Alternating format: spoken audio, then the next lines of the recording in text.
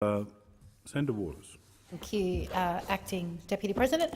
I rise to speak tonight on the TPP bill, and it's kind of like a parallel universe here, because here we are debating a deal that's already been signed, that already has appalling provisions in it, including these investor-state dispute resolution clauses, or ISDSs as they're known. And we've already seen quite a bit of discussion about them in the chamber, and it's for good reason. It's effectively a corporate takeover of democracy.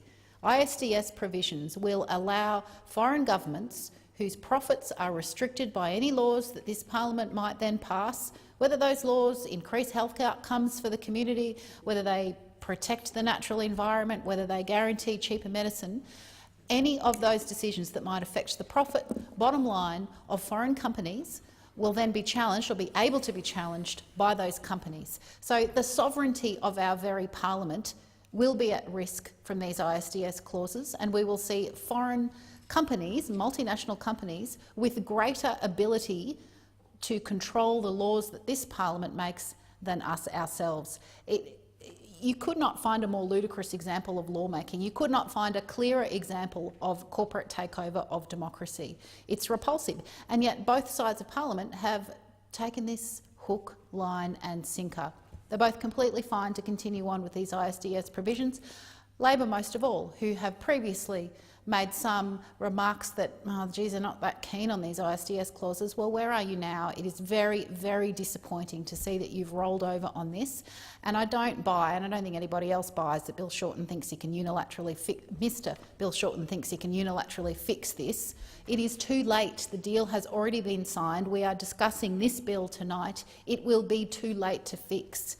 He's not God. He can't rewrite stuff just because he says he wants to. It doesn't work that way. So it is a great disappointment to us that Labor have backflipped on this. They are letting down Australian workers who will be adversely affected by this TPP deal. They're letting down the natural environment, because there will be a chilling effect on bringing in any new laws that in any way lift our environmental standards and protect this very planet that sustains all life. And it will have a chilling effect on any other regulation that might restrict corporate profits. It's just so offensive that we are letting foreign multinational companies now dictate our public policy. That is really not what the Australian people expect of us.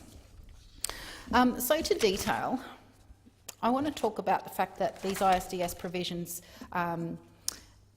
other countries have backed away from including these for precisely the reasons that I've just outlined, and yet Australia somehow does not have the wisdom to do that, or at least the major parties don't have the wisdom to do that.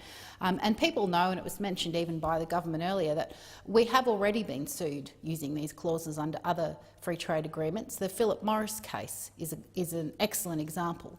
Now, they were suing us over the plain packaging laws that this country wanted to bring in, and the only reason that we didn't lose that case was because of a jurisdictional quirk. Turns out they changed where their headquarters were, and suddenly that relevant free trade agreement didn't apply anymore. So they got off, or rather the Australian government got off, on a technicality.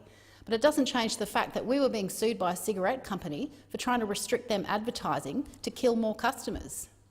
And we would have lost were it not for some quirk of them changing where their headquarters were based. These provisions are dangerous, and it's exactly why the European Court of Justice has found that ISDS is fundamentally incompatible with national sovereignty, quote unquote, which is exactly why the EU have said they're not going to include these sorts of clauses in their free trade agreements. Well, I don't know why the EU gets it and Australia doesn't. What's so confusing about the fact that we should be in charge of the laws that we make for the good of our citizens, not foreign multinationals and their profit bottom lines? I don't find it confusing at all. And, you know, I am a lawyer, but I don't have great expertise in this area, but it's pretty clear to me that that is a dodgy deal for Australians. Now, I talked a little bit about the labour market testing, and my concern is that this TPP 11 will simply override any sort of local labour market testing that we might otherwise like to have.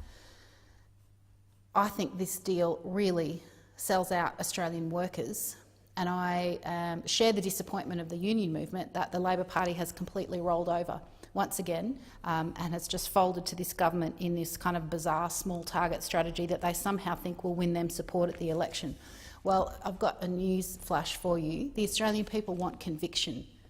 They don't want this small target strategy that signs up to whatever neoliberal agenda the government is trotting out from their dinosaur backbench. They actually want some vision, and they want some policies that improve people's lives and that protect the environment. But, you know, it's up to you, isn't it? You're meant to be the opposition, so maybe you should start opposing something sometimes. Look, the other thing I wanted to mention tonight in just a brief contribution was the effect on agriculture. And I've just been out to the Felton Valley in the beautiful rich Darling Downs region of my state of Queensland. And this issue came up, the free trade agreement came up, and these were mostly grain exporters that I was speaking with. And they were concerned about the impacts of the free trade agreement, and they were concerned that their bottom lines, which are already being hit hard, might be further restricted. And they've got very good cause for that concern. So I want to mention some statistics that come from some modelling that was actually commissioned by folk that that the government would perhaps normally listen to. It includes the Minerals Council and the Business Council and the Australian Chamber of Commerce and Industry. So some of the larger businesses that, as I say, this government might normally take its marching orders from, and that modelling has found that in fact agriculture stands to make zero gains in exports under the TPP 11. Our grain exports would not change at all, and all other agriculture could actually decline. Now, how is this meant to be a good deal for our farmers? What are the National Party doing about that, Mr Acting Deputy President, through you and to you? Not much by the sounds. Manufacturing will shrink by 2% under the TPP 11. Any increased exports would be completely offset by increased imports. And in fact, there will be less than 0.5% of GDP added in a decade's time as a result of this deal. So that's about 1.5 days' worth of income to the Australian economy after a decade. And on wages, after a decade, again, they would only grow by a minuscule amount of 0.46%, or about $10 a year in 2030. I don't know who's benefiting from this deal, but it's certainly not Australian workers, it's not agriculture, it's not the environment, and it's not the sovereignty of this parliament to make decisions about the future of our country and our citizens. So why has the Labor Party agreed just to follow on the coattails of the government on this one? And why do they think that people will buy the lie that they can fix it after it's already been signed? How thick do they think we are? This is a dodgy deal, and I stand by the comments of our spokesperson on this issue, Senator Sarah Hanson-Young, who spoke very impassioned on this topic earlier. It's a dodgy deal. It benefits no one except foreign corporations and big business.